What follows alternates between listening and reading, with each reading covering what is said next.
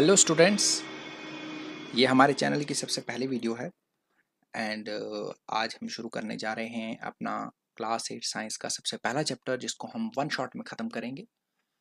इस चैप्टर को शुरू करने से पहले कुछ इंपॉर्टेंट बातें करना ज़रूरी है, जैसे कि हम इस पूरे चैप्टर को वन शॉट में ख़त्म करने में खाली ये मतलब इस तरीके से इसको फिनिश नहीं करेंगे कि मतलब सिर्फ ऊपर ऊपर से या सुपरफिशियली हम इसको ख़त्म करें। नहीं, हम जहाँ पे हमें बेसिक टर्मिनोलॉजीज़ की ज़रूरत पड़ेगी हम वहाँ पे उसे पढ़ेंगे, उसे पूरी तरीके से ख़त्म करेंगे।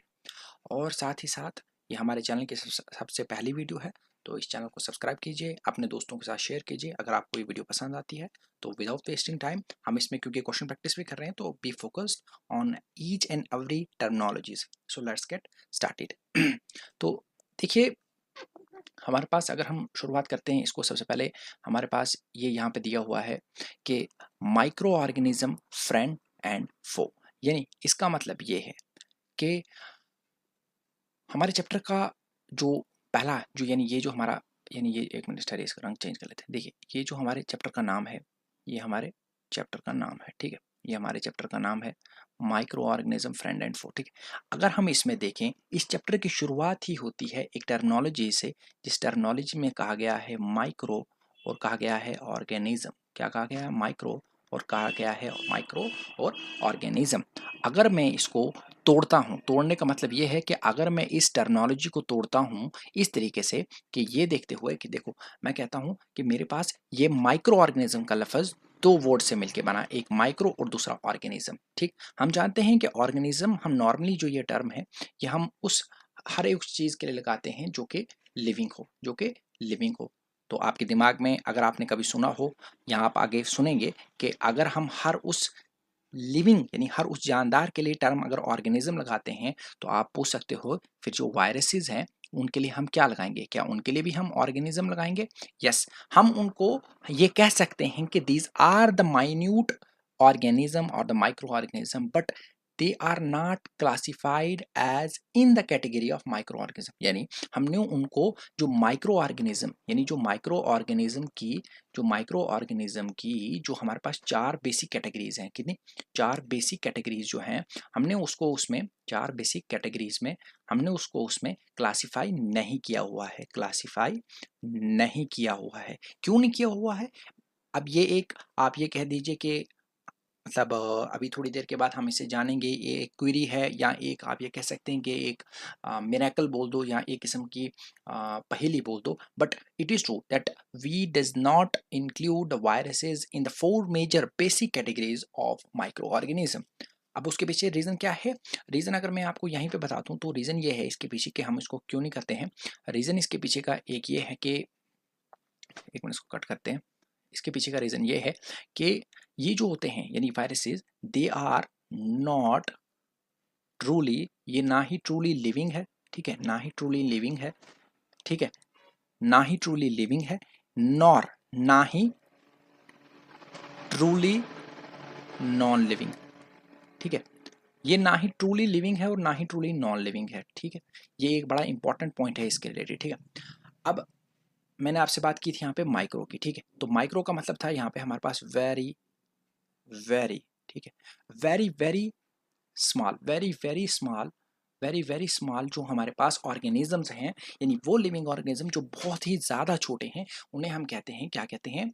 उन्हें हम कहते हैं माइक्रो ऑर्गेनिज्म, ठीक। अब यहाँ पे जो ये टर्म इस्तेमाल की गई है फ्रेंड एंड फो, फ्रेंड का मतलब ये कि आपके लिए किस तरीके से वो बेनिफिशियल हैं, और फो का मतलब ये कि आपके लिए किस तरीके से वो हार्मफुल हो सकते हैं, ठीक है। तो आइए हम जानते हैं यहाँ से आगे क्या लिखा हुआ है। यहाँ पे ये कह रहा है कि welcome to our study of microorganism, these are the teeny living organism all around us। यानी वो छोटे छोटे टीनी, टीनी मतलब बहुत ही ज़्यादा छोटे, टीनी मतलब वेरी स्मॉल, ठीक है, स्मॉल बोल दो या बहुत ज़्यादा स्मॉल, ठीक है। Living organism all around us, यानी हमारे आसपास के जितने भी लिविंग ऑर्गेनिज्म हैं जो बहुत ही ज़्यादा माइन्यूट छोटे हैं, उन्हें हम माइक्रो ऑर्गेनिज्म कहते हैं। Yet we normally can not see them. क्या कह रहा है कि हम उन्हें आराम से मतलब ये कि अपनी आंखों से खुले तरीके से नहीं देख सकते। From the mould on the bread, यानी जो आपकी जो ब्रेड होती है उससे लेके the bacteria in our body, जहाँ तक कि हमारी बॉडीज के अंदर जो बैक्टीरिया है, microbes plays a significant role in our life. जो माइक्रोब्स होते हैं यानी हमारे माइक्रोब्स, देखिए यहाँ पे मैं लिख लेता हूँ यहाँ पे ऐसे स्टार मार्क करके कि माइक्रोब्स का मतलब क्या होता है, ठीक है। माइक्रोब्स का मतलब क्या होता है? देखो, जो माइक्रोब्स का मतलब होता है, माइक्रोब्स का मतलब ये होता है कि कोई भी any very very small living entity, ठीक है, लिविंग माइक्रो ऑर्गेनिज्म बोल दो, माइक्रो ऑर्गेनिज्म बोल दो, ठीक है, या उसको आप कोई लिविंग एंटिटी बोल दो, ठीक है, और लिविंग एंटिटी, ठीक है, या फिर कोई भी लिविंग एंटिटी बोल दो, ठीक है, वो क्या होता है? माइक्रोब होता है। तो क्या कह रहा है कि microbes plays a significant role in our life, यानी हमारी जो रोजमर्रा की जिंदगी है उसमें माइक्रोब्स का एक बहुत ही ज्यादा इंपॉर्टेंट रोल है। इन दिस प्रेजेंटेशन, यानी जो आज हम पढ़ रहे हैं, we will be exploring the fascinating world of microorganism, understanding their types, यानी आज हम इसके बारे में, इसकी टाइप्स के बारे में पढ़ेंगे। क्या types of micro organism, types of microbes, micro organism, ठीक है, टाइप्स ऑफ माइक्रो ऑर्गेनिज्म, ठीक है, फिर उसके बाद एंड देयर इम्पैक्ट, और वो रहते कहाँ हैं और उनका इम्पैक्ट क्या है, यानी क्या असर होता है, whether they are both beneficial, या दोनों harmful on humans, plants and animals, ठीक है। तो आज हम पढ़ने जा रहे हैं micro organism, friend and foe. Let's move to the next point.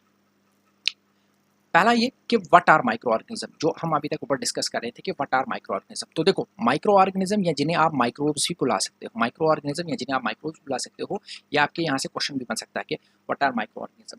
These are so small, क्या so small that even they can not be seen with the unaided eye. Unaided eye यहाँ पर लिख लेता हूँ मैं, अनएडेड, अनएडेड, ठीक है। देखो, अनएडेड का मतलब क्या होता है?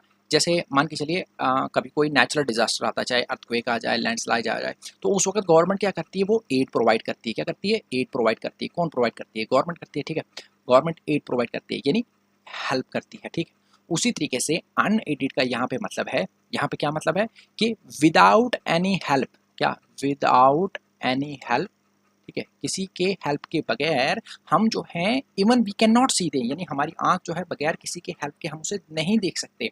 सम लाइक ब्रेड मोल्ड, ठीक है, ब्रेड मोल्ड हो गई, जैसे can be seen with a modifying glass but most require a microscope. हो रहा है कि देखो, जो ब्रेड मोल्ड होता है, यानी आपने जो ब्रेड देखा होगा कभी कभार, आप उसको ऐसे रख जाते हो तो आप देखोगे उस पर कुछ ब्राउनिश ब्राउनिश कलर आ जाता है। तो that can be seen with the help of our naked eyes और द अनएडेड आइज, यानी आप उनको अपनी खुली आंखों से देख सकते हो। लेकिन ये ज़रूरी नहीं कि ऐसा हर बार हो। मोस्टली यानी ज़्यादातर हमें माइक्रोस्कोप की ज़रूरत पड़ती है। दे आर फाउंड, ये कहाँ पाए जाते हैं? ये बात कर रहा है where do the micro organism, ये वाटर में पाए जाते हैं, सॉइल में पाए जाते हैं, then even inside the living organism, ये एक लिविंग ऑर्गेनिज्म के इनसाइड यानी उसके अंदर भी रह सकते हैं। अब बात करते हैं हमारे पास मेजर ग्रुप्स की। मेजर ग्रुप्स क्या क्या है माइक्रो ऑर्गेनिज्म के? जैसे कि मैंने आपको कहा था कि 4 मेजर ग्रुप्स हैं। कितने हैं? 4 जो है वो हमारे पास मेजर ग्रुप्स हैं, ठीक है, 4 मेजर ग्रुप्स हैं, जिसमें पहला जो है वो बैक्टीरिया है, फिर फंजाई है, प्रोटोजोआ है, और फिर कुछ एल्गीज आ जाती हैं, ठीक है। अब देखो, वायरसेस के बारे में कहा था, इसको थोड़ा हम एक शेप दे देते हैं कि वायरसेस के बारे में कहा था मैंने आपको। क्या देखो, जैसे ये है, इसको ये इस तरीके से दे देते हैं शेप, ये आएगा नहीं, हाँ आ गया, ठीक है। तो वायरसेस के बारे में मैंने आपको कहा था क्या कि दीज आर द माइक्रोस्कोपिक, ये माइक्रोस्कोपिक तो हैं बट डिफरेंट, लेकिन अलग हैं। कैसे? दे रिप्रोड्यूस, ये रिप्रोड्यूस करते हैं only inside the host. Host क्या कहते हैं हम किसको? मेहमान को, ठीक है। अगर ऐसे हम नॉर्मल भाषा में लिख लें तो मेहमान, ठीक है, मेहमान, ठीक है, मेहमान के अंदर होस्ट सेल्स। अब होस्ट सेल्स में क्या हो सकता है? बैक्टीरिया हो सकता है, प्लांट्स हो सकते हैं, एनिमल्स हो सकते हैं, ठीक है। क्या हो सकता है? बैक्टीरिया हो सकता है, प्लांट्स हो सकते हैं, एनिमल्स हो सकते हैं। इसके कहने का मतलब क्या है कि देखो, इसके कहने का मतलब ये है कि मान के चलिए आपके आपके पास 2 मिनट के लिए मान के चलिए कोई एक वायरस है, ठीक है, लेट इट बी हमारे पास tobacco TMV, tobacco mosaic virus है, ठीक है। अब क्या है कि ये जब आउटसाइड होगा कोई एक बॉडी के, फॉर एग्जांपल मान के चलो ये एक ह्यूमन बॉडी है, ठीक है, ये एक ह्यूमन बॉडी है, ठीक है। अब ये इसकी बॉडी के जब बाहर है, या आपको मैं और कॉमन एग्जांपल दे देता हूँ, इसको हटाते हैं, मैं आपको और कॉमन एग्जांपल दे देता हूँ। जैसे कि ये मान के चलो, ये यहाँ पे ये मान के चलो राइनो वायरस है, राइनो वायरस है, ठीक है, राइनो वायरस है। राइनो वायरस क्या चीज़ है, मैं आपको पहले इसके बारे में बताता हूँ। देखो, राइनो वायरस क्या है? ये वो वायरस है जो क्या करता है? कॉमन कोल्ड करता है। क्या करता है? कॉमन कोल्ड करता है। या आप अभी आगे पढ़ोगे भी थोड़ा सा कि जुकाम, कॉमन कोल्ड मतलब जुकाम, ये जब बॉडी के बाहर होता है तो इट इज़, ये हम कहेंगे इसको, ये इनर्ट होता है। क्या होता है? इनर्ट होता है। आउटसाइड द बॉडी क्या होता है? इनर्ट, यानी नॉन रिएक्टिव। नॉन रिएक्टिव मतलब उतना ज़्यादा ये रिएक्टिव नहीं होता। ऐसा नहीं कि केमिकल रिएक्शन, मतलब वो जिस तरीके से हम हैं, हम अभी चल रहे हैं, हम अभी खा रहे हैं, हम अभी कुछ कर सकते हैं, तो ये वैसा नहीं होता। तो जब ये आउटसाइड द बॉडी होता है तो ये नॉन लिविंग होता है, ठीक है। लेकिन जब इनसाइड द बॉडी आ जाता है, जैसे कि यहाँ पे लिखा है ये दे रिप्रोड्यूस, ये रिप्रोड्यूस करने लग जाता है, ये रिप्रोड्यूस करने लग जाता है। देखो यहाँ पे क्या लिखती है, एनसीईआरटी लिखती है कि दे रिप्रोड्यूस, ये रिप्रोड्यूस करने लग जाता है only inside the host cells, यानी होस्ट सेल्स के अंदर जो है ये रिप्रोड्यूस करने लग जाता है। वो होस्ट सेल की बॉडी कोई भी हो सकती है, हो सकता है वो बैक्टीरिया हो सकता है वो प्लांट्स हो सकता है वो एनिमल्स वो कोई भी हो सकता है, ठीक है। तो यहाँ पे एनसीईआरटी जो है वो हमें वायरसेस के बारे में कंप्लीट डिटेल देती है। अब यहाँ पे देखते हैं, हमारे पास ये देखिए ये कुछ शेप्स बनी हुई हैं। देखिए मतलब ये जैसे यहाँ पे ये एक पहली शेप ये है, फिर उसके बाद ये एक शेप बनी हुई है। देखो ये क्या है, ये हमारे बैक्टीरियाज की शेप है, ठीक है। ये हमारे पास बैक्टीरियाज की शेप है, ये हमारे पास बैक्टीरियाज की शेप है। अब अगर हम थोड़ा सा इसमें नीचे की तरफ थोड़ा सा फास्ट, मतलब ये थोड़ी सी दूसरी स्लाइड आगे देखिए यहाँ पे, हाँ ये यहाँ पे है ना, और इसके थोड़ा सा स्लाइड करने की कोशिश करते हैं, अगर हो जाता है तो। अगर थोड़ा सा स्लाइड हो जाता है, कोशिश करते हैं इसको। इसमें ऑप्शन ही नहीं आ रहा है स्लाइड का।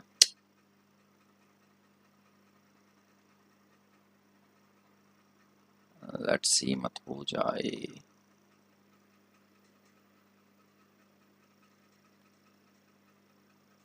अरे नहीं, इसमें ऑप्शन ही नहीं है।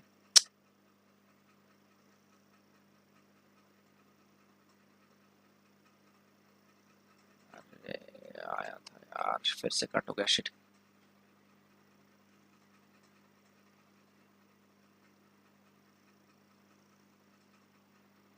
हाँ आ गया, हाँ ये रहा।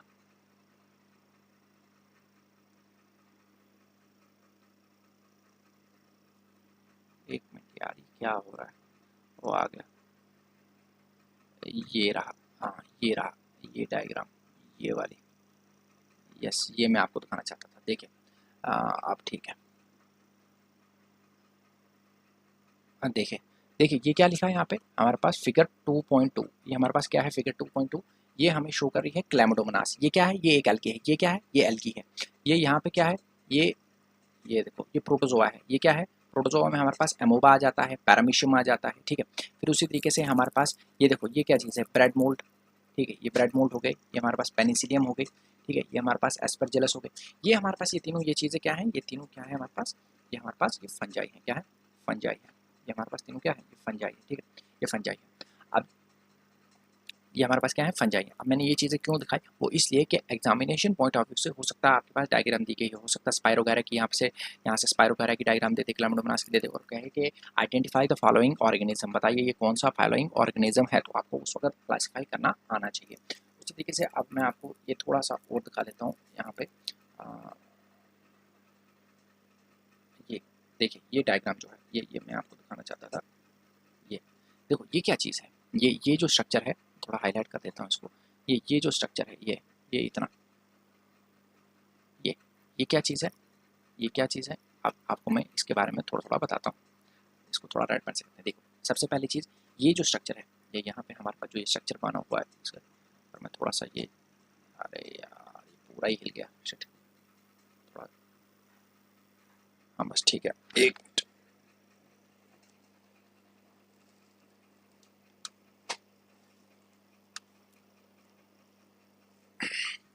देखिए ये हमारे पास जो स्ट्रक्चर है, क्या, ये हमारे पास जो स्ट्रक्चर है, ठीक है। ये स्ट्रक्चर किस चीज़ का हमारे पास, ये स्ट्रक्चर सबसे पहला पॉइंट, ये हमारे पास वायरस का स्ट्रक्चर, किसका स्ट्रक्चर है, वायरस का एक स्ट्रक्चर है, ठीक है। हमने वायरस के बारे में क्या क्या पॉइंट्स पढ़े, यहाँ से जल्दी जल्दी लिखते हैं। वायरस क्या चीज़ होते हैं, दे आर नॉन लिविंग, ठीक है, outside the body, outside the body, और लिविंग, लिविंग होते हैं inside the body of host, ठीक। होस्ट की बॉडी के इनसाइड ही क्या होते हैं, लिविंग होते हैं, ठीक है। अब हम अपनी नेक्स्ट स्लाइड की तरफ आ जाते हैं। देखिए क्या लिखा है, where do micro organism live, बोल रहा है कि बताओ माइक्रो ऑर्गेनिज्म रहते कहाँ, क्या बोल रहा है, ये था where do the micro organism live, यानी हमारा जो वो दूसरा सवाल था कि वेयर डू माइक्रो ऑर्गेनिज्म, कि वो कहाँ कहाँ रहते हैं, ठीक है। क्या बोल रहा है, micro organism are incredibly adapted and can be found in almost every situation यानी एनवायरनमेंट ऑफ द अर्थ। यानी कहने का मतलब इसका ये है, देखो हम इसको यहाँ पे लिखें, यहाँ पे लिखते हैं हम, क्या लिखा, यहाँ पे क्या लिख रहा है कि देखो ये बोल रहा है कि देखो यानी आप मान के चलो आप कहीं कोल्ड वाले इलाके में चले जाते हो, या मान के चलो हॉट डेजर्ट्स में चले जाते हो, ठीक है, हॉट डेजर्ट्स में चले जाते हो, आप कहीं भी चले जाते हो इनमें से, तो आपको ये देखने को मिलेगा कि ये जो वायरस मतलब आपके माइक्रो ऑर्गेनिज्म है, आपके माइक्रो ऑर्गेनिज्म है, ये कहाँ का आपको इन किसी भी जगह, इनमें से किसी भी जगह मिल सकते हैं, इनमें से किसी भी जगह मिल सकते हैं। क्यों मिल सकते हैं, देखो मैं बताता हूँ क्यों। देखो यहाँ पे क्या लिखती है, ये लिखते हैं कि माइक्रो ऑर्गेनिज्म इनक्रेडिबली, ये कलर चेंज कर लेते हैं इसका, micro organism are incredibly adaptable and can be found almost everywhere on the environment of earth. और यहाँ तक कि ये हो सकता है कि सिंगल सेल्ड हो सकते हैं जैसे कि बैक्टीरिया, ठीक है, प्रोटोजोआ, और मल्टी सेलुलर में जैसे कि एल्गी और फंजाई, एल्गी फंजाई।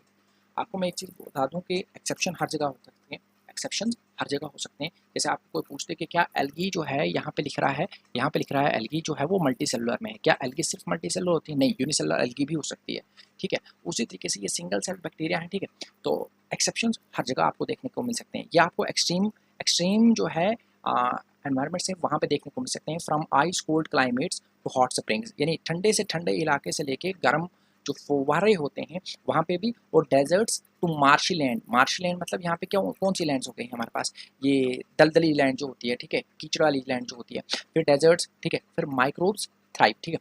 अच्छा, इनसाइड ऑर्गेनिज्म यानी ये इंसान के अंदर, जानवर के अंदर, किसी भी लिविंग ऑर्गेनिज्म के अंदर भी हो सकते हैं। They are found inside the bodies of the animals including humans and can grow on the other organism and exist freely. अगर देखो क्या कह रहा है ये यहाँ पे, ये जो लाइन कह रहा है can grow on the other organism और एग्जिस्ट फ्रीली, यानी ये किसी और ऑर्गेनिज्म पे भी ग्रो कर सकते हैं, यानी एज अ पैरासाइट के तौर पे, ठीक है, एज अ पैरासाइट के तौर पे ग्रो कर सकते हैं। तो देखो अब यहाँ पे हमारे पास कुछ क्वेश्चन आए हैं, क्वेश्चन को हम जल्दी जल्दी फिल करते हैं, ठीक है, क्वेश्चन को हम जल्दी जल्दी फिल करते हैं। कहता क्या कि micro organism can B single celled, हाँ बात तो सच है, या और क्या हो सकते हैं, ए लार्ज हो सकते हैं, बी मल्टी सेलुलर हो सकते हैं, इनविजिबल, या फिर हार्मफुल। तो हमारे पास जो आंसर है इसको हाईलाइट भी करते हैं और इसको यहाँ पे हम लिख भी लेते हैं, ठीक है, क्या ये मल्टी सेलुलर भी हो सकते हैं, तो ये इसका आंसर है, क्या है ये इसका आंसर है, यहाँ पे लिख लेते हैं हम इसको, ये और मल्टी, ठीक है, सेलुलर भी हो सकता है, ठीक है। नेक्स्ट क्वेश्चन ट्रू और फॉल्स पूछ रहा है, यहाँ पे क्या पूछ रहा है, कहता है micro organism can only live in the warm moist environments, कहता है माइक्रो ऑर्गेनिज्म जो है कैन लिव ओनली, ये देखो ये जो लफ्ज है ना यहाँ पे, can live only in warm moist environment, कहता नहीं ये जो है सिर्फ और सिर्फ वार्म या मॉइस्ट एनवायरमेंट में ही सिर्फ माइक्रो ऑर्गेनिज्म रह सकते हैं, जबकि ऐसा नहीं है, जबकि ऐसा नहीं है, ऐसा नहीं है, फॉल्स, इसका आंसर फॉल्स है। क्यों, क्योंकि हमने पढ़ा, ये देखो यहाँ पे लिखा हुआ, कहाँ गया, हाईलाइट करके बताते हैं, यहाँ पे लिखा था अभी यहाँ पे लिखा था, हाँ, कि from ice cold climates to hot springs to deserts to marshy lands, और यहाँ तक के inside the bodies of animals including humans and can grow on the other organism. तो ये तो जाहिर सी बात है, ये जो लफ्ज आ रहा है ना इसमें, ये ओनली लफ्ज ये काम खराब कर रहा है इसका, वरना आप अगर कहता है कोई कि micro organism can live in warm moist environment, true, हाँ रह सकते हैं, बट ओनली लफ्ज यहाँ से पूरा इसका गेम ही चेंज कर दे रहा है। देखिए यहाँ पे क्या लिखा है, name two types of environments where micro organism can be found, क्या पूछ रहा है, कहता है name two types of environments where micro organism can be found. तो हाँ हम आंसर दे सकते हैं इसका, जैसे क्या क्या आंसर दे सकते हैं, हम बोल सकते हैं इसमें कि देखो हमारे पास जो पहला है कि एनवायरनमेंट की बात कर रहा है ना, ये कह रहा है दो एनवायरनमेंट बताओ जहाँ पे माइक्रो ऑर्गेनिज्म रह सकते हैं, भाई हम दो क्या, हम सारे बता देते हैं, कोल्ड में रह सकता है, हॉट वाटर स्प्रिंग्स में रह सकता है, फिर उसके बाद डेजर्ट में रह सकता है, ठीक है, फिर उसके बाद हम ये बोल सकते हैं कि मार्शी एरियाज जो है वहाँ भी रह सकता है, ठीक है, मार्शी एरिया में भी रह सकता है, ठीक है, ये इन जगहों पे भी रह सकता है। तो let's move on the next slide. ये देखिए यहाँ पे कुछ हमारे पास ये डायग्राम्स बनी हुई है, ठीक है, ये कुछ डायग्राम्स बनी हुई है माइक्रो ऑर्गेनिजम्स की। अब हम एक सेलेक्ट नहीं हो पाया,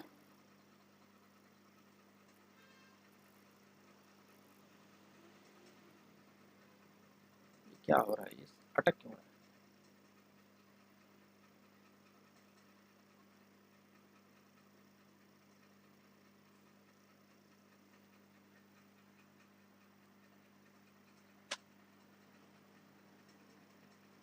एक मिनट अटक जाता है ये यहाँ पे।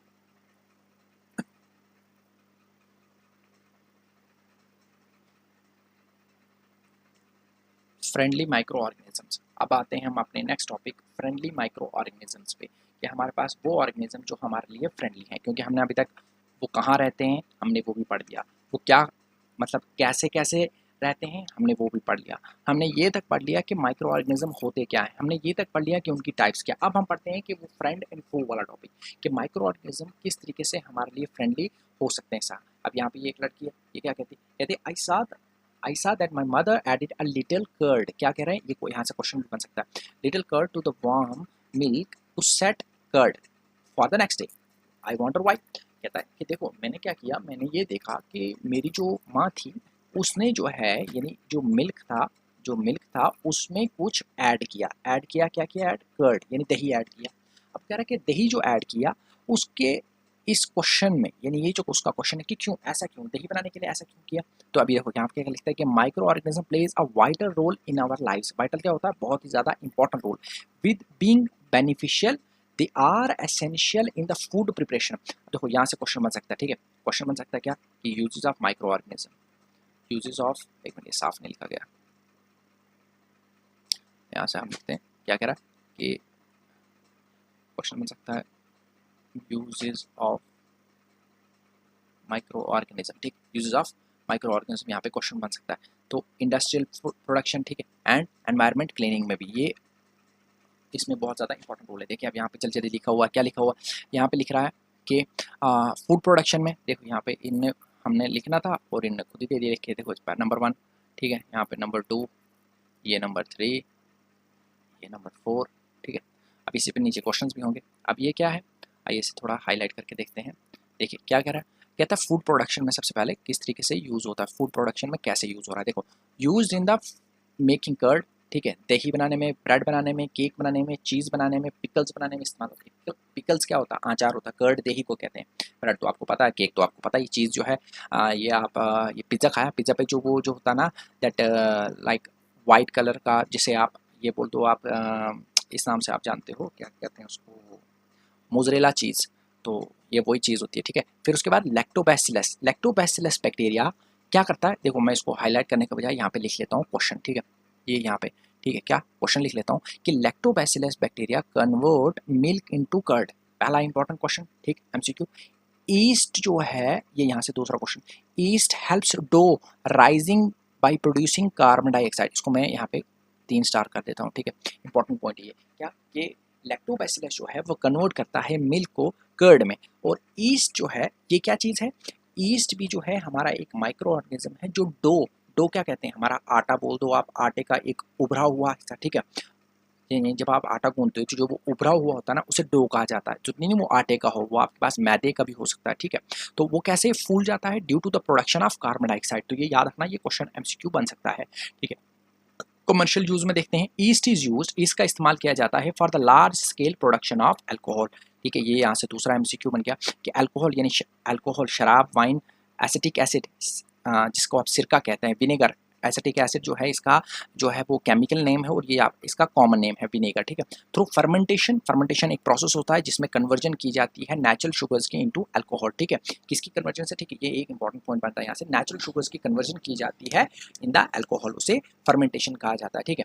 एनवायरनमेंट के क्लीन अप में बहुत ज़्यादा रोल है इसका, ठीक है, जैसे बैक्टीरिया ब्रेक डाउन करते हैं ऑर्गेनिक वेस्ट को into harmless and usable substances like cleaning the environment, ठीक है। फिर उसके बाद सॉइल फर्टिलिटी में, सॉइल की फर्टिलिटी में कैसे, ये लास्ट में एक नाइट्रोजन साइकिल नाम करके एक बहुत इंपॉर्टेंट टॉपिक आएगा, ठीक है। Some bacteria fixes atmospheric nitrogen enriching the soil and increasing the fertility, यानी कुछ बैक्टीरिया होते हैं जैसे आपके पास राइजोबियम, एक मिनट थोड़ा इसको साफ कर लेते हैं, खराब हो गया,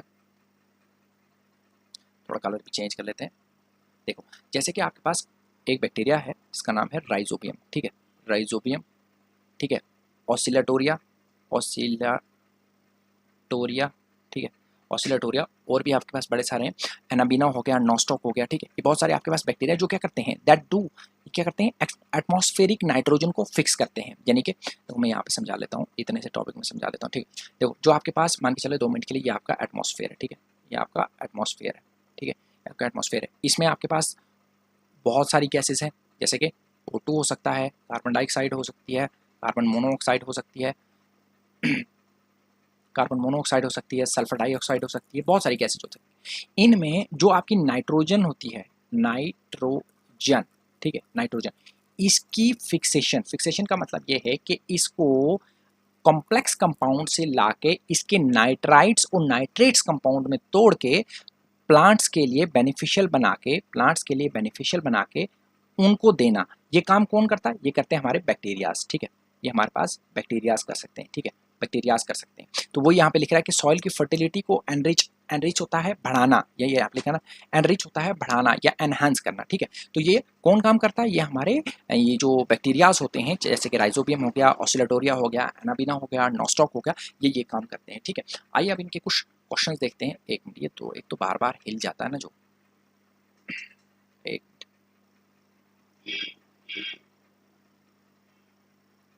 हाँ ये क्वेश्चंस मिल गए। आइए सबसे पहले हम क्वेश्चंस की तरफ जाते हैं।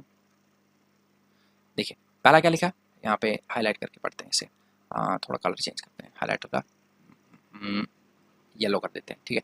वो कहता है विच बैक्टीरियम, कौन सा ऐसा आपका बैक्टीरिया है, which bacterium helps in the formation of curd, दही की। तो देखो हमने अभी इधर ही पढ़ा था, यहाँ देखो ये लिखा है यहाँ पे, ठीक है, ये लिखा हुआ है। तो राइजोबियम नहीं, ये तो नाइट्रोजन फिक्सेशन का काम करता है, ठीक है, ये तो नाइट्रोजन फिक्सेशन का काम करता है। लैक्टोबैसिलस, हाँ ये करता है लैक्टोबैसिलस, ठीक है, लैक्टोबैसिलस इसका आंसर हो गया, ठीक, लैक्टोबैसिलस इसका आंसर है। अच्छा, ट्रू और फॉल्स पूछ रहा है, ट्रू और फॉल्स बोल रहा है, क्या ये सही है या गलत? तो आइए जानते हैं अपने इस क्वेश्चन की तरफ। कहता है ईस्ट जो है ये यूज की जाती है for the commercial production of alcohol, बिल्कुल सही बात, ट्रू, ठीक है, क्योंकि हमने अभी पढ़ा, ये यहाँ पे आ गया, ये देखो यहाँ पे पढ़ा हमने। अच्छा next, what is fermentation? Fermentation क्या होती है? मैंने कहा था कि ये भी क्वेश्चन बन सकता है, देखो यहाँ पे ये स्टार लगा हुआ, देखो फर्मेंटेशन क्या है? फर्मेंटेशन ऑफ नेचुरल शुगर, यानी conversion of natural sugars into alcohol is known as fermentation, ठीक है, उसे फर्मेंटेशन कहा जाता है। आइए अब हम अपने नेक्स्ट टॉपिक्स की तरफ बढ़ते हैं और इस चैप्टर को आखिरी समाप्ति की तरफ लेते हुए, क्या है, कहता है मेडिसिनल यूज़ क्या चीज़ है? कोई बात नहीं भैया, आइए हम इसे भी जान लेते हैं कि मेडिसिनल यूज़ क्या क्या है इसके। चलिए जी शुरुआत करते हैं हम अपने मेडिसिनल, मतलब आगे जाके जो लड़के डॉक्टर्स या बीएससी नर्सिंग में जाके किसी भी तरीके के पैरामेडिकल कोर्स को लेंगे, वो कहीं ना कहीं मेडिसिनल यूजेस में बहुत ज़्यादा एनरोल होंगे। अच्छा आइए टाइम वेस्ट किए बगैर कहते हैं micro organism are crucial in medicine, particularly for producing antibiotics and vaccines that protect us from diseases। क्या कहता है कि माइक्रो ऑर्गेनिज्म क्रूशियल होते हैं, क्रूशियल मतलब very very important in medicine, particularly for producing the antibiotics, antibiotics को बनाने के लिए ये बहुत ज़्यादा ज़रूरी होते हैं। आइए कैसे, अब हम जानते हैं in the form of antibiotics, antibiotics की फॉर्म में ये हमारे लिए ज़रूरी हो सकते हैं, और कैसे ज़रूरी हो सकते हैं आइए देखते हैं। कलर कौन सा रखें हम, ये रख लेते हैं, ये चलिए देखिए, जैसे कि हमारे पास मेडिसिन, ध्यान से देखना ये डेफिनेशन बन रही है, ठीक है। अब आपको मैं कोई, अब आपको मान के चलिए कोई आता है और कहता है कि बच्चा आपको क्या ये बात पता है कि ये यहाँ से क्वेश्चन कर देते हैं, ठीक है, और यहाँ से ये भी क्वेश्चन कर देते हैं कि ये क्वेश्चन बन सकता है, मतलब क्वेश्चन बन सकता है, मैं आपको यहाँ से देता हूँ बना के, क्वेश्चन पूछ सकते हैं व्हाट आर एंटीबायोटिक्स, एंटीबायोटिक्स क्या चीज़ होती हैं, ठीक है, एंटीबायोटिक्स क्या चीज़ होती हैं। फिर और पूछ सकता कोई, अच्छा आप कहोगे आपको पता है सर हम जो है ना वो वैक्सीन लगाते हैं बच्चों को, अच्छा कहेगा अच्छा तुझे इतना पता है, कहेंगे पता, फिर व्हाट आर वैक्सीन्स, वैक्सीन्स क्या चीज़ होती हैं बताओ, अच्छा वो कहेगा अच्छा वैक्सीन्स के बारे में भी बच्चे ने बता दिया, कहेगा अच्छा ये बताओ मुझे कि अगर मैं आपको ये कहूँ कि मतलब एंटीबॉडीज़, मतलब आपको कहोगे आपने क्या नाम सुना है एक चीज़ का, वो कहेगा कौन सी चीज़ सर, आप बोलोगे वो बोलेगा देखो आपने क्या इस चीज़ का नाम सुना है कि what do we meant by antibodies, what do we meant by antibodies, तो आप बोलोगे सर हमें तो पता है। तो आइए अब उसी चीज़ को जानने के लिए, यानी इन क्वेश्चंस का आंसर जानने के लिए आइए हम इसे पढ़ते हैं। तो ध्यान से देखिए, मेडिसिन दैट किल, वो दवाइयाँ जो मारें या रोकें किन की ग्रोथ को, disease causing micro organism, disease causing micro organism, यानी वो दवाइयाँ जो रोकें या मारें उन माइक्रो ऑर्गेनिज्म को जो क्या करते हैं, जो डिजीज काज करते हैं, क्या करते हैं, डिजीज काज करते हैं, उन्हीं को, उन्हीं दवाइयों को, उन्हीं मेडिसिन को हम क्या कहते हैं, उन्हीं को हम नॉन एज एंटीबायोटिक्स। ये यहाँ पे इसकी ये है आंसर, ठीक है। कि ये आपके पहले क्वेश्चन का आंसर कि वो मेडिसिन जो रोकें या मारें उन डिजीज काजिंग माइक्रो ऑर्गेनिज्म को जो हमारी बॉडी के लिए फायदेमंद ना हो, उन्हें हम कहते हैं एंटीबायोटिक्स। अच्छा, अब कोई पूछ सकता है कि ये कहाँ से बनती है, तो ये याद रखना बहुत बहुत बहुत ज़्यादा इंपॉर्टेंट है कि एंटीबायोटिक्स कहाँ से मिलती हैं, एंटीबायोटिक्स कहाँ से मिलती हैं। They are produced from bacteria and fungi. जैसे कि मैं बोल रहा हूँ बहुत ज़्यादा इंपॉर्टेंट है, मतलब सच में बहुत ज़्यादा इंपॉर्टेंट है। एक आ गया आपके पास स्ट्रेप्टोमाइसिन, ठीक है, एक मिनट, ये थोड़ा स्ट्रेप्टोमाइसिन हो गया। दूसरा आपके पास टेट्रासाइक्लिन हो गया, फिर एरिथ्रोमाइसिन हो गया। आपने ये नाम भी सुने होंगे इन एंटीबायोटिक्स के, ठीक है, एंटीबायोटिक्स के नाम भी सुने होंगे, ठीक है। अब एक बड़ा इंपॉर्टेंट साइंटिस्ट बोल दो आप उसको, एक ऐसा फादर बोल दो मेडिसिनल पर्पजेज का, जिसने बहुत ही ज़्यादा रेवोल्यूशन लाया बाय डिस्कवरिंग क्या, पेनिसिलिन। पेनिसिलिन को फ्रॉम मोल्ड, किससे, ब्रेड के मोल्ड से, इन 1929। अब मैं इसको यहाँ पे क्वेश्चनिंग कर देता हूँ, ठीक है। एक क्वेश्चन कहाँ बन सकता है, देखो पहला क्वेश्चन यहाँ पे बन सकता है कि 1929 में पेनिसिलियम की डिस्कवरी हुई थी। Who was the scientist who discovered first time the Penicillium, ठीक है, पहला ये क्वेश्चन। अच्छा, फिर आपसे पूछा जा सकता है कि बताओ वो कौन सा साइंटिस्ट था जिसने पेनिसिलिन की डिस्कवरी की मोल्ड से, तब भी अलेक्जेंडर फ्लेमिंग होगा। लेकिन इसमें अगर काट दे वो ऐसे तरीके से कि पेनिसिलियम की डिस्कवरी जिसको अलेक्जेंडर फ्लेमिंग ने किया था वो किससे की गई थी, क्या वो उसने किसी वेजिटेबल से की थी, क्या वो किसी फ्रूट से की थी, या किसी ब्रेड मोल्ड से की थी, तो आपके पास आंसर होना चाहिए, ठीक है, ये चीज़। अच्छा, इंपॉर्टेंट नोट देखते हैं, क्या इंपॉर्टेंट नोट है, कहता था take antibiotics only when the doctor advise, यानी डॉक्टर जब आपको एडवाइस करे तो आप उसी वक्त एंटीबायोटिक्स को लो, अदरवाइज, पहला तो बोल रहा है कि फुल कोर्स दो, अननेसेसरी बोल रहा है यूज करने से इफेक्टिवनेस कम कर सकता है, and kill the beneficial bacteria, they are not effective against viruses. कौन इफेक्टिव नहीं होते हैं, एंटीबायोटिक्स। एंटीबायोटिक्स जो हैं वो वायरसेस के अगेंस्ट इफेक्टिव नहीं होते हैं। इस चीज को आपको मैं दे देता हूं कम से कम 4 स्टार, 1 2 3 4। ये 4 स्टार इसलिए दिए हैं क्योंकि ये बहुत ही ज़्यादा इंपॉर्टेंट पॉइंट है, ये बहुत ही ज़्यादा इंपॉर्टेंट पॉइंट है। कौन सा, ये वाला पॉइंट बहुत ज़्यादा इंपॉर्टेंट पॉइंट है। ये इसको मैं ऐसे कर देता हूँ, बहुत ज़्यादा अगेंस्ट किसके, एंटीबायोटिक्स के अगेंस्ट वायरसेस, यानी जो वायरसेस होती हैं उनके अगेंस्ट एंटीबायोटिक्स का असर नहीं होता है। बहुत बहुत ज़्यादा इंपॉर्टेंट पॉइंट है। अच्छा, ये कोई आपसे पूछ ले यहाँ पे कि why antibiotics are not effective against viruses, कि वायरसेस के अगेंस्ट वो इफेक्टिव क्यों नहीं हो सकते, कोई आपसे पूछ सकता है, तो आपके पास जवाब होना चाहिए और होगा भी, क्योंकि हमने अभी पढ़ा। अच्छा, क्या बोल रहा है, इंट्रोड्यूस वीकेंड और dead microbes into the body to stimulate antibody production. ध्यान से सुनिएगा, डेफिनेशन आ रही है कौन सी, ये वटार वैक्सीन वाली, कि इसको कर देते हैं हम नॉन एज, देखो वैक्सीन का मतलब होता है किसी भी तरीके की इंट्रोडक्शन कराना। इंट्रोडक्शन मतलब एड ऑन कराना, क्या कराना, एड ऑन कराना वीकेंड या फिर डेड माइक्रोब्स की, यानी उन कमज़ोर या फिर जो मरे हुए माइक्रोब्स होते हैं उनकी इंट्रोडक्शन कराना एक ह्यूमन बॉडी या एक किसी भी लिविंग बॉडी के अंदर, ताकि स्टिमुलेट हो सके। ताकि स्टिमुलेट मतलब आप ये बोल सकते हो स्टार्ट हो सके, ठीक है, स्टार्ट बोल सकते हो, स्टिमुलेट को और क्या बोल सकते हो, एंटीबॉडी की प्रोडक्शन कराना। एंटीबॉडी का मतलब क्या होता है, what do we mean by antibodies, देखो ये अब यहाँ पे आ रहा है कि एंटीबॉडीज का मतलब क्या होता है। एंटी का मतलब होता है अगेंस्ट, एंटी का मतलब होता है अगेंस्ट, और बॉडीज का मतलब तो आपको पता ही है, एक एंटिटी, यानी कोई एक ऐसी एंटिटी जो अगेंस्ट हो किसके, उन ऑर्गेनिज्म के जो हमारी बॉडी में क्या करते हो, जो हमारी बॉडी में क्या करते हो, डिजीज काज करते हैं, उन्हें कहेंगे हम एंटीबॉडी, ठीक है, एंटीबॉडी। एंटीबॉडी वो बॉडीज होती हैं या वो एंटिटी हैं जो हमारी बॉडी के अगेंस्ट बनती है उनको मारने के लिए जो हमें डिजीज काज करते हैं। यानी एंटीबायोटिक्स का मतलब जहाँ, अब देखो मैं आपको एक चीज़ बताता हूँ, इसको थोड़ा साइड पे करते हैं, ठीक है, हम इसको, मैं आपको एक अच्छा सा कॉन्सेप्ट बताता हूँ। देखो थोड़ा कलर चेंज करते हैं यहाँ से, ऐसे थोड़ा कलर चेंज करते हैं, यार ये क्या कलर है, हम इसको ये वाला कलर नहीं, ये वाला कलर लेते हैं। थोड़ा मैं आपको इस पर थोड़ा करके दिखाता हूँ एक चीज़। देखो यार, ठीक है, बस इतनी सी जगह काफ़ी है। अब हम शुरू करते हैं। ये ऐसे पहले एक बॉक्स बनाते हैं।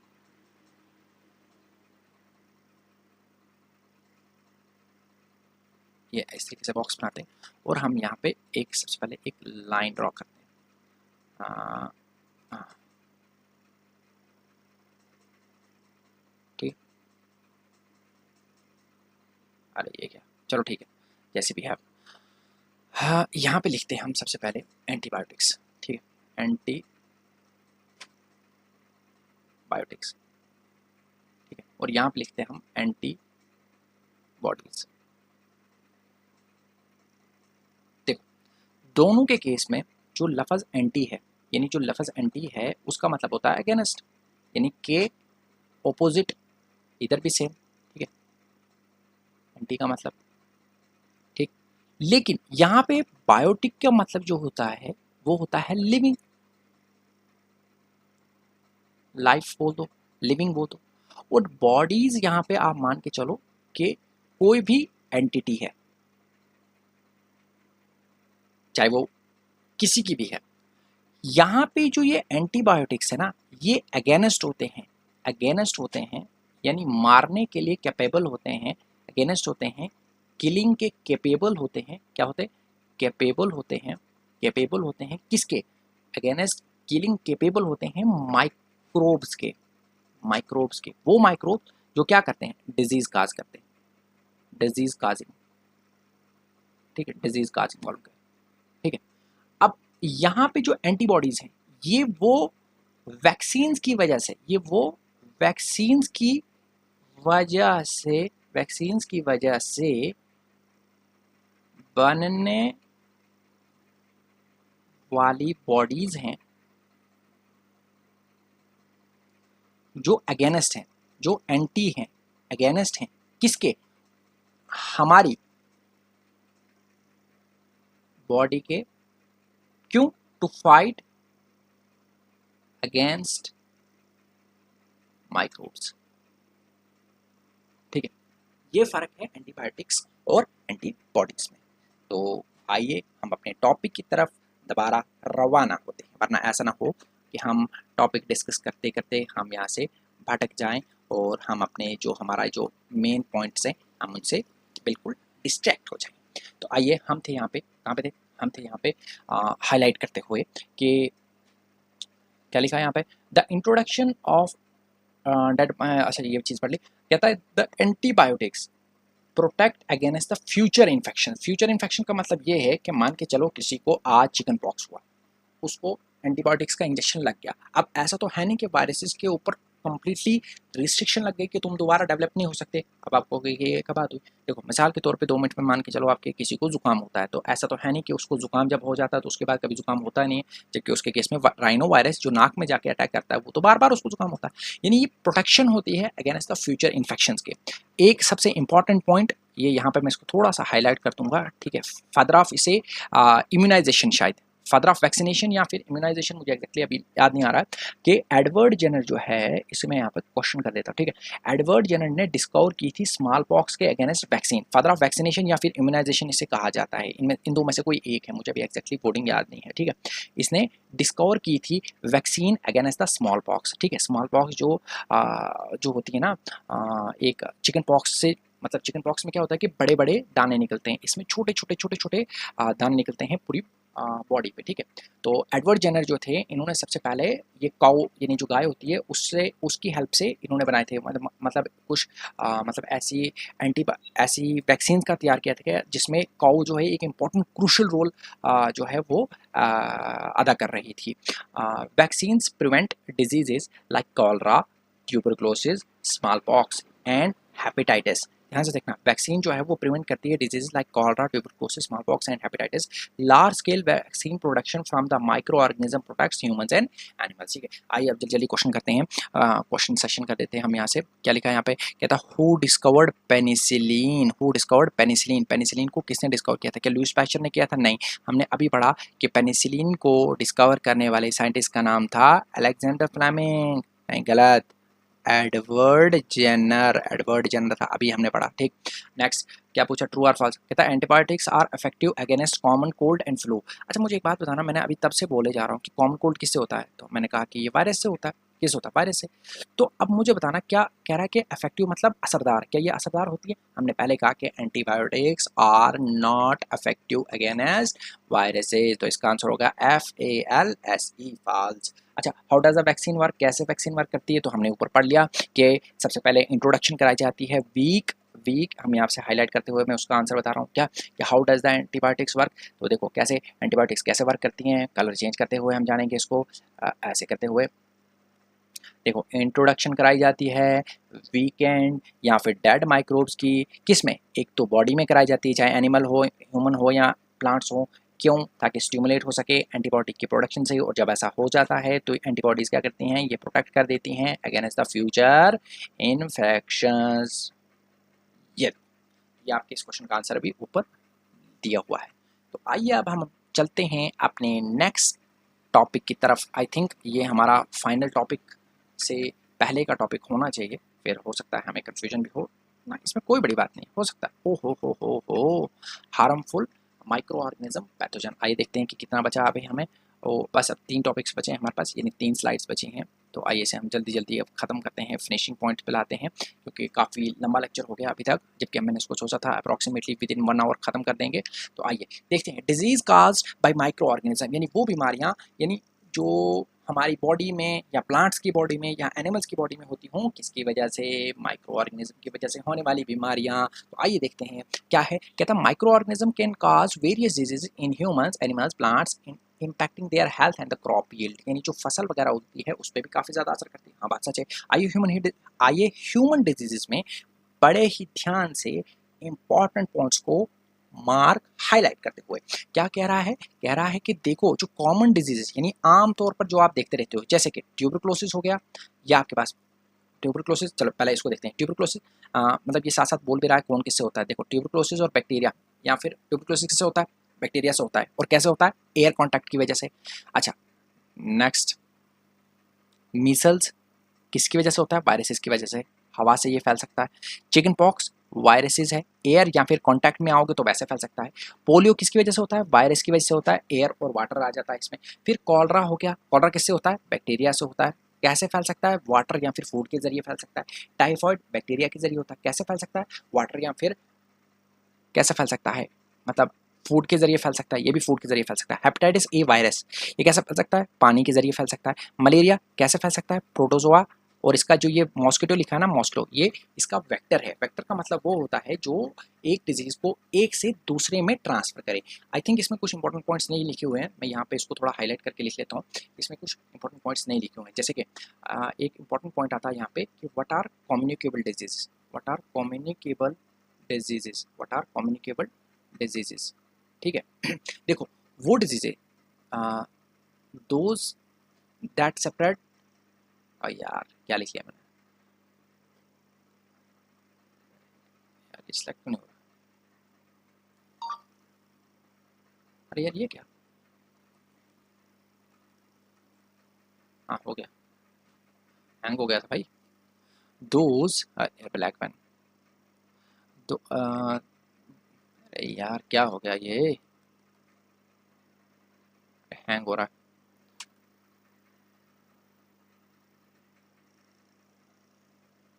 those diseases those diseases that separate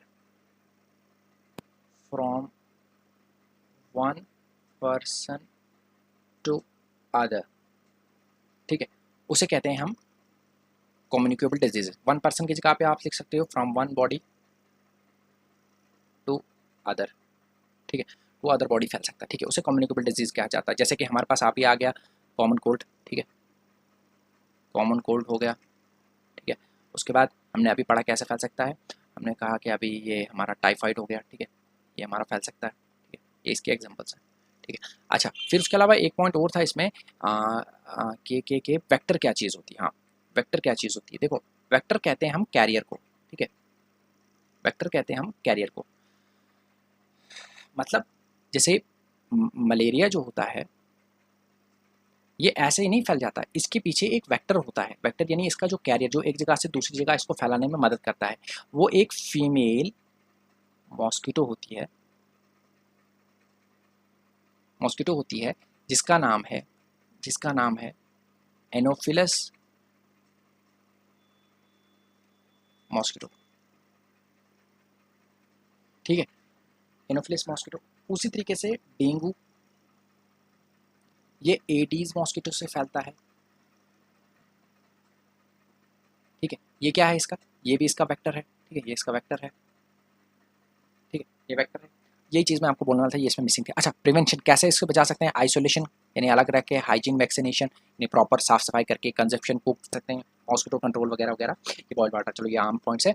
next point की तरफ हम मूव करते हैं, एनिमल डिजीज, ये यहाँ से ये इंपॉर्टेंट है, ये बहुत सारे इससे क्वेश्चन बन सकते हैं, जैसे कौन किससे फैलता है, यानी कहने का मतलब ये कि क्या कोई चीज़ है जो वायरसेस से फैल रही है, क्या कोई चीज़ है जो बैक्टीरिया से फैल सकती है, क्या कोई पूछ सकता है कि बताइए अगर कोई चीज़ वायरस या बैक्टीरिया से फैल रही है तो उस पर क्या हम एंटीबायोटिक देंगे या क्या देंगे, या पूछ सकता है कि बता कोई बीमारी है, जैसे कोरोना के टाइम पे जब कोविड-19 था, उस वक्त आपने सबसे पहली चीज़ जो दिमाग में सुनी थी वो थी क्या, आइसोलेशन, क्या कर देते थे, आइसोलेशन यानी सबसे अलग कर देते थे। तो प्रिवेंशन किस तरीके से हम उसी कर सकते हैं। एनिमल डिजीज में अगर हम बात करें एंथ्रेक्स की, यहाँ से क्वेश्चन बन सकता है, एंथ्रेक्स जो है ये बैक्टीरिया से फैलता है, और ये इसको किसने डिस्कवर किया था, रॉबर्ट कॉच ने डिस्कवर किया था कि ये अफेक्ट करता है ह्यूमंस को और कैटल्स को, ह्यूमंस और कैटल्स को कर सकता है। Foot and mouth disease in cattle caused by a virus, क्या बोल रहा है, फूट एंड माउथ डिजीज है जो कि एनिमल्स में होती है, एनिमल्स में खास करके कैटल्स यानी माल मवेशियों में होती है, वो कैसे होती है, वायरस से होती है। इसे हम क्वेश्चन कर लेते हैं कि ये क्वेश्चन बन सकता है, ठीक है। प्लांट डिजीज में बात करें तो बहुत सारी डिजीजेज जैसे कि वीट, गेहूँ, फिर उसके बाद राइस, पोटैटो, शुगर केन, गन्ना, ऑरेंज, एप्पल वगैरह, रिड्यूसिंग द यील्ड, मतलब क्या होता है कि जब वायरस या फिर कोई एक माइक्रोब किसी के ऊपर लग जाता है तो मोस्टली क्या होता है कि उसकी जो वो प्रोडक्शन है वो बहुत तेज़ी से गिर जाती है, ठीक है।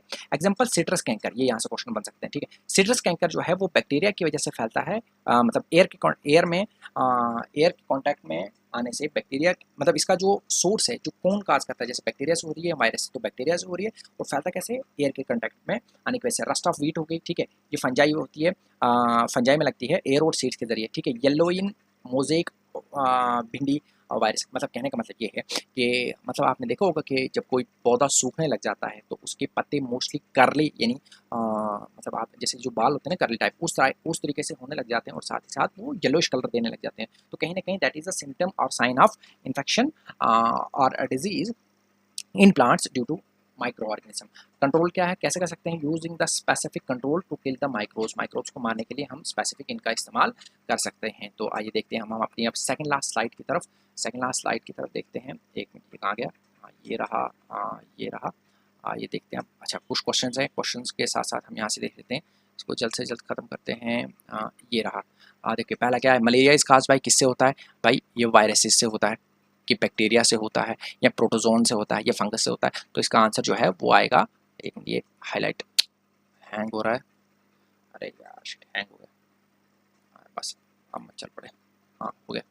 अब ये देखो ये किससे होता है, प्रोटोजोन से होता है। नेक्स्ट क्वेश्चन, ट्रू और false, anthrax is a disease that affects only animals not humans, तो बोल रहा है ओनली एनिमल्स नॉट ह्यूमंस, इससे सबसे पहले हम इसको ऐसे करते हैं, उसके बाद इसको ऐसे करेंगे कि ये एनिमल्स में करता है लेकिन ह्यूमंस में भी करता है, तो इसलिए आंसर आएगा इसका फॉल्स, लिखा है नॉट, ठीक है। अच्छा, name two plant disease cause by the micro, बोरा कौन सा है, देखो जैसे सिट्रस कैंकर हो गया, ठीक है, सिट्रस कैंकर से, ठीक है, लेट लेट क्या लिख रहा हूँ मैं, लेट ब्लाइट पोटैटो, हाँ लेट ब्लाइट पोटैटो भी तो है, लेट ब्लाइट पोटैटो, ठीक है। और फिर उसके बाद हमने अभी पढ़ा और भी, ठीक है, येलोइश वगैरह वगैरह। अच्छा आइए अब नेक्स्ट, अरे यार हो जा सिलेक्ट, हैंग ही हो जा रहा है, चलिए कोई नहीं, नेक्स्ट पढ़ते हैं हम। ये कह रहा है कि प्लांट पहेली जो है, ये लड़की जो है ये वॉन्डर होती है कि how food can become a poison, कहता है फूड जो है वो खाना जो है वो पॉइजन कैसे बन सकता है। तो आइए जानते हैं कि फूड कैसे पॉइजन बन सकता है। ये यहाँ पे कुछ क्वेश्चनिंग भी है, तो आइए जल्दी जल्दी इसे खत्म करते हैं। Micro organism can spoil the food, micro organism जो है वो खाने को खराब कर सकते हैं। स्पॉइल का मतलब होता है खराब करना। मेकिंग इट पॉइजनस यानी जहरीला बनाते हुए, काजिंग द सीरियस इलनेस, और बहुत ही ज़्यादा ऐसी इंपॉर्टेंट बीमारी आप काज कर सकते हैं जो हमें फूड की वजह से हो। मतलब कभी कभार ऐसा भी होता है कि सीवियर डेथ देखने को मिलती है, मतलब जैसे चाउमीन वगैरह, फास्ट फूड वगैरह जो हम खाते हैं, उसकी वजह से हो सकता है कि अगर मान के चलिए वो प्रॉपर हाइजीनिक कंडीशन में नहीं है तो डेथ भी हो सकती है। फूड प्रिजर्वेशन इसके लिए बहुत ज़्यादा जरूरी है। जैसे कि फूड पॉइजनिंग में क्या है, cause by consuming the food spoiled by micro और सब्सटेंसेस वगैरह प्रोड्यूस करते हैं, उनसे फैल सकता है। फिर उसके बाद इसको कैसे बचाया सकता है, देखो केमिकल मेथड है ये, यहाँ से नहीं, फूड पॉइजनिंग है ना, तो फूड पॉइजनिंग को कैसे रोक सकते हैं, by the chemical method. Chemical methods का मतलब ये है कि हम उन केमिकल्स का इस्तेमाल करेंगे जिनकी वजह से हमारा खाना बच जाए, लॉन्ग लास्टिंग रहे। जैसे कि साल्ट यानी नमक, edible oil act as a preservative, ये प्रिजर्वेटिव के तौर पे इस्तेमाल किए जाते हैं। क्वेश्चन यहाँ से बनता है, ये भी यहाँ से क्वेश्चन बनता है कि सोडियम बेंजोएट, ये दो केमिकल्स हैं, और सोडियम मेटाबाइसल्फाइड, ये जो है ये कॉमन प्रिजर्वेटिव्स हैं। ये क्या है, हमारे कॉमन प्रिजर्वेटिव्स जिनको जैम्स और स्क्वैशेस में इस्तेमाल किया जाता है। इंपॉर्टेंट है, यहाँ से क्वेश्चन बन सकता है। ठीक है, preservation by sugar, salt and sugar, ये तो हमने पढ़ लिया साल्ट है। Dry salt preserve the meat and the fish, ठीक है आपने देखा होगा। फिर उसके बाद sugar reduces the moisture content, sugar reduces the moisture content, यानी खांड जो होती है वो नमी को जो है वो कम कर देती है। देखो आपने एक चीज़ देखी होगी, जो कसाई होते हैं यानी जो भेड़ बकरी वगैरह को वहाँ पे क्या करते हैं, वहाँ पे क्या करते हैं कि उनको नमक वगैरह लगा के रखते हैं जब लॉन्ग लास्टिंग कंडीशन में उनको बचाना हो। ठीक है, इनहिबिटिंग द बैक्टीरियल ग्रोथ को रोक लेते हैं इन jam jellies squashes etcetera.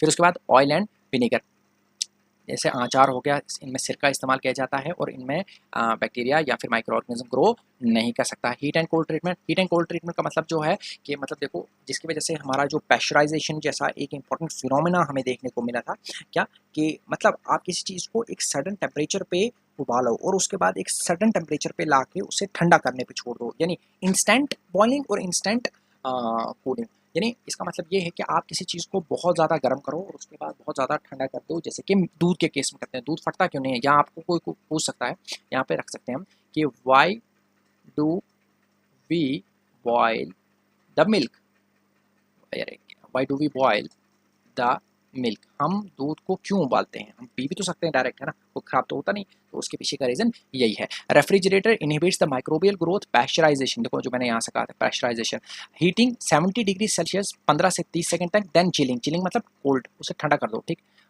Prevents the spoilage. ठीक है, ये पैस्चराइजेशन जो फिनोमेना है ये लुइस पास्चर ने दिया था, ये याद रखिएगा, ये लिख लेता हूँ यहाँ पे, लुइस पैस्चर ने इस फिनोमिना को दिया था। ठीक है, अच्छा स्टोरेज एंड पैकेजिंग, फिर उसको प्रॉपर पैकेजिंग वगैरह, जैसे आपके ड्राई फ्रूट्स वगैरह वो खराब नहीं होते, एयर टाइट चैम्बर्स में उनको रखा जाता है। आइए अब हम अपनी सेकंड लास्ट के बाद हम अपनी लास्ट स्लाइड की तरफ बढ़ते हुए, तो हैंग बहुत ज़्यादा हो रहा है एक्चुअली, गर्म हो गया है बहुत ज़्यादा।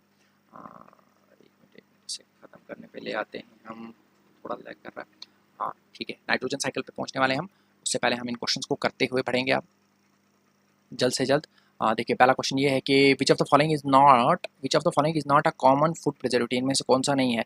साल्ट भी है, शुगर भी है, वाटर नहीं, वाटर नहीं है। ठीक है, वाटर नहीं है, तो इसे हम, ऑयल भी तो है, तो हम इसे अरे यार शिट, हैंग ही हो गया फिर से।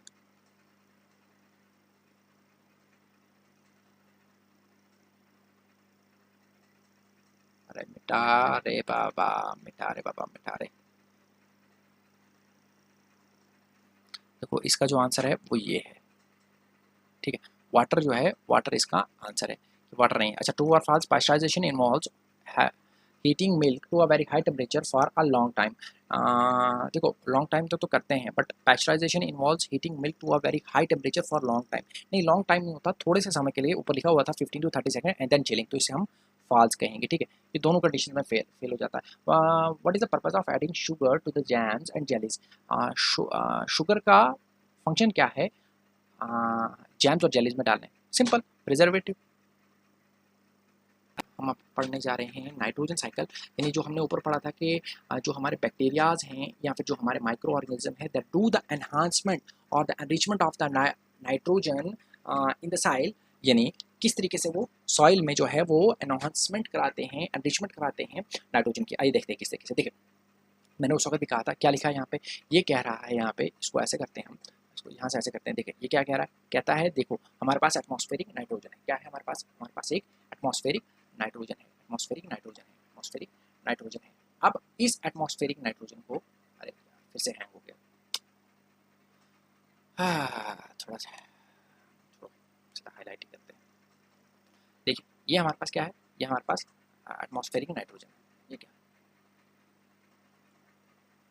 अरे यार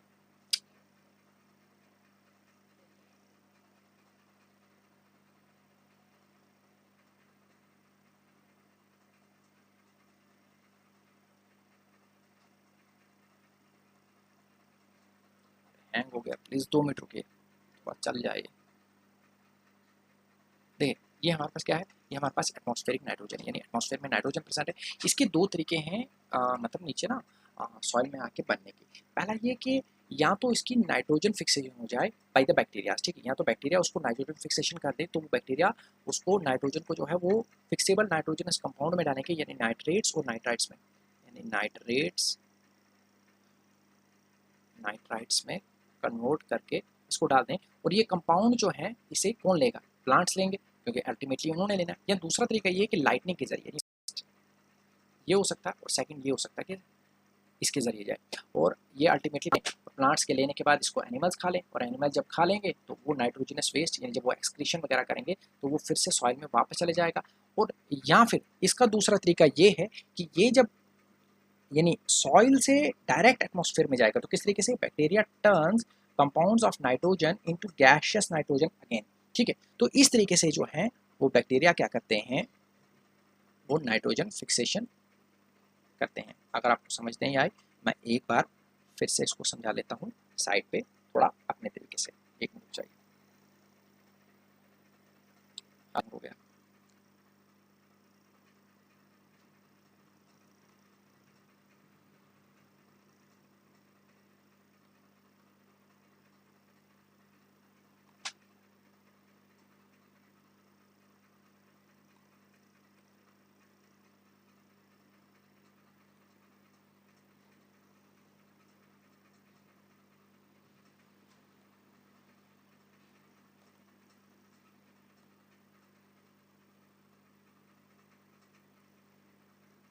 अरे यार क्या है ये,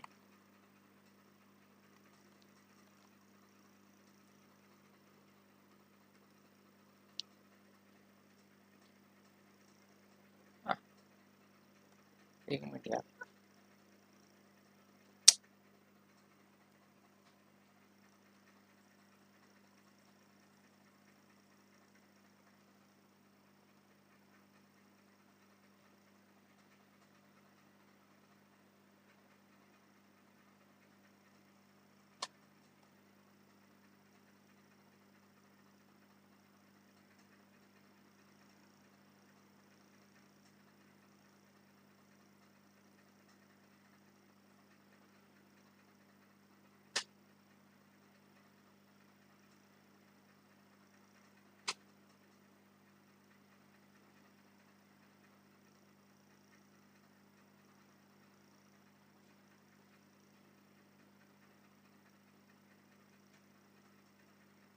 हाँ आ गया बच्चे। तो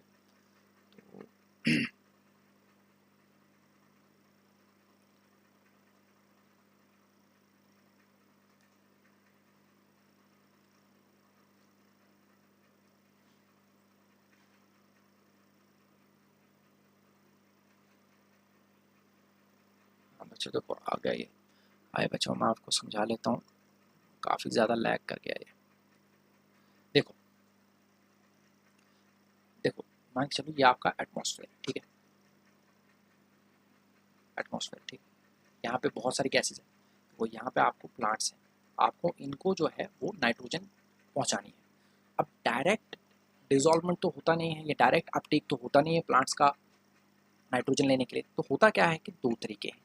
पहला इनके पास बैक्टीरिया जो है, यानी हमारे पास जो सॉइल में बैक्टीरिया है, कहाँ पे, ये कहाँ पे, सॉइल में, या फ्री लिविंग भी हो सकते हैं, ठीक है। ये क्या करते हैं, ये नाइट्रोजन फिक्सेशन करते हैं, नाइट्रोजन फिक्सेशन करते हैं, ठीक है। और प्लांट्स इनको ले लेते हैं, और अल्टीमेटली प्लांट्स को कौन खा जाता है, फिर एनिमल्स यानी हार्बीवोर्स।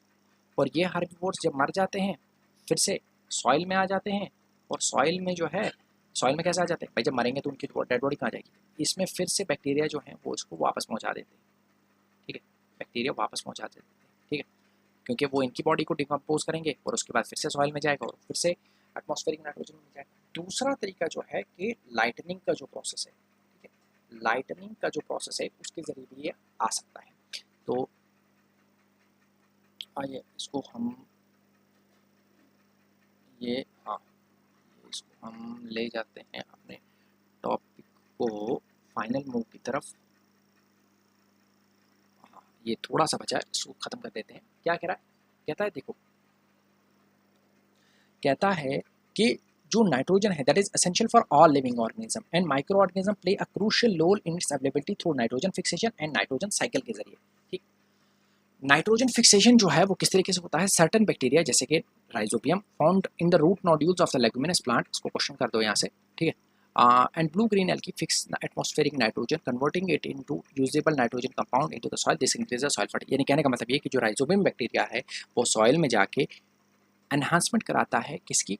नाइट्रोजन की, by fixing it in the simple dissolvable compounds like nitrites and nitrates, ठीक है, और that are taken up by the plants.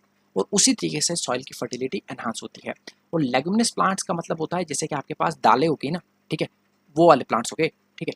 अच्छा, एटमॉस्फेरिक नाइट्रोजन कितनी होती है? 78%, ये क्वेश्चन बन सकता है। And is converted into nitrogen compounds by the microbes, ठीक है, which plant absorb and animals get through by, उनके वो खाते हैं और फिर वो मर जाते हैं। देन वैसे वैसे डिकेइंग का process, some bacteria convert nitrogen backs, और ये हमने अभी ऊपर देख लिया। आइए क्वेश्चन देखते हैं। Which bacterium lives in the root nodules of the leguminous plants, कौन सा है? तो हमने पढ़ा राइजोबियम। फिर उसके बाद ट्रू और false, plants can directly atmospheric, no false, नहीं ले सकते, तभी तो ये नाइट्रोजन साइकिल है। What is the percentage of, ये हमने बोल दिया 78%, ठीक है।